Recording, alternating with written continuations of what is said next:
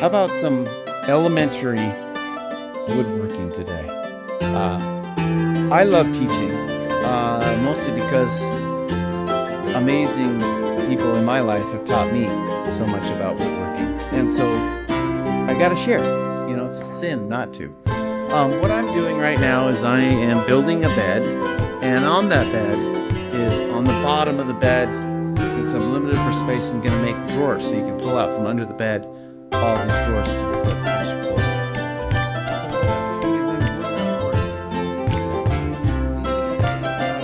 in. Drawers. So maybe if I feel like teaching more and I have the time, I will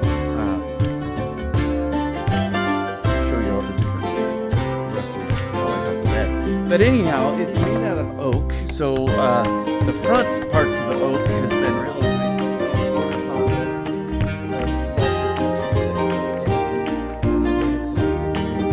Talk about the difference between 3/4 sawn oak and normal 80s red oak. But this is going to be the inside of the drawers. Rather than using plywood, I just want it all real life, real deal wood, no AI whatsoever. And then the fronts, this is all going to be which is another way of cutting oak to get beautiful patterns out of your oak. And so I've done the drawer front, done the drawer sides. Now what I'm going to do is do the drawer bottoms. So my drawers are going to be 8 inches high and about 20 inches deep.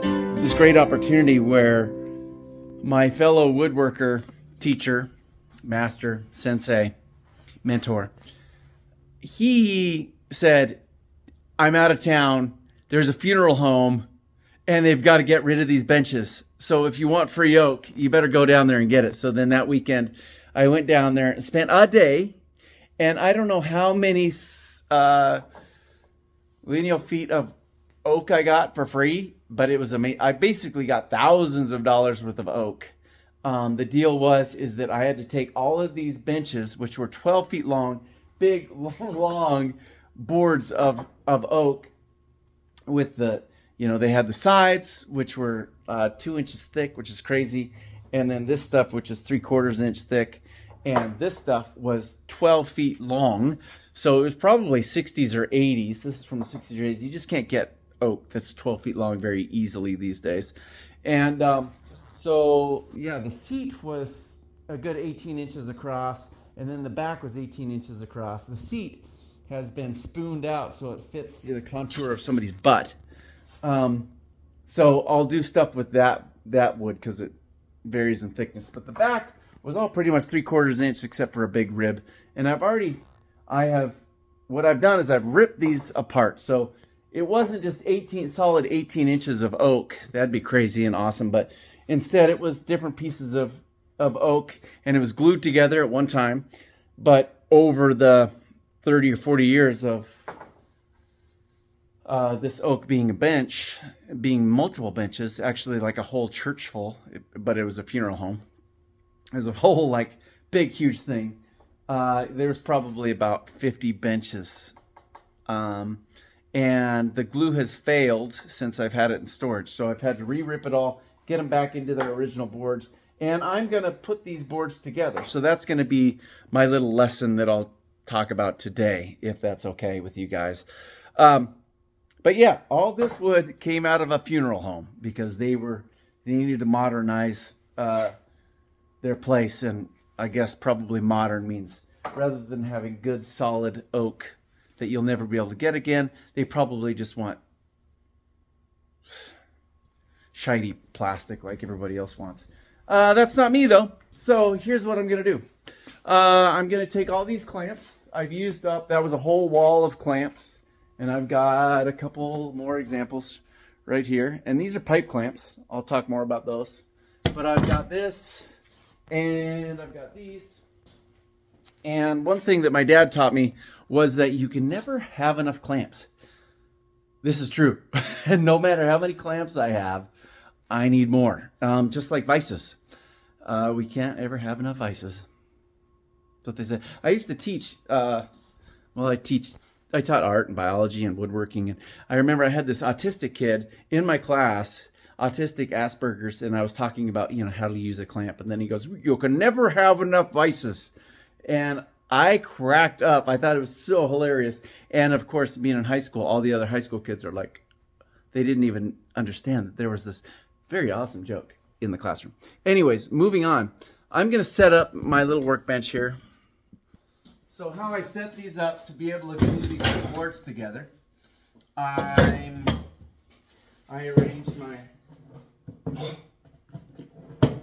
arrange my clamps. Clamp spices, whatever. I will probably use the terminology. I'll probably go back and forth. Anyhow, I'm going to set them up. So these are called pipe clamps because it has a center pipe, and you can choose however long your pipe is, and pipe is really cheap. So essentially you buy long sections of pipe, you try to get them threaded on the ends, and then you can buy this part and that part, and then it winds up being a cheap, nice, I wouldn't say cheap, but inexpensive, because they are very durable, very strong, robust. But you could pay for the same thing without having a pipe. They make vices specifically for what I'm going to do, and they're very nice, made by companies like Bessie and stuff like that. And if you want to spend lots and lots of money on super nice vices, you can, or you can save money and go clamps, because these kind of pipe clamps are, well, like, you could get like probably 10 of these for the price of one of these specialized ones that does what I'm trying to do.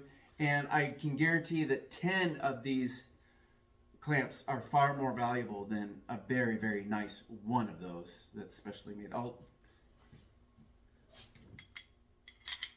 get a vice clamp. They're really great. I've got these boards. Now, maybe at another time, or you'll see another video, I'll show you how I actually took these pieces of wood and I ripped them down. I chopped them, ripped them down, and then took them through the jointer so it's an exact 90 degrees right here. And the edge is very nice, totally set up right now.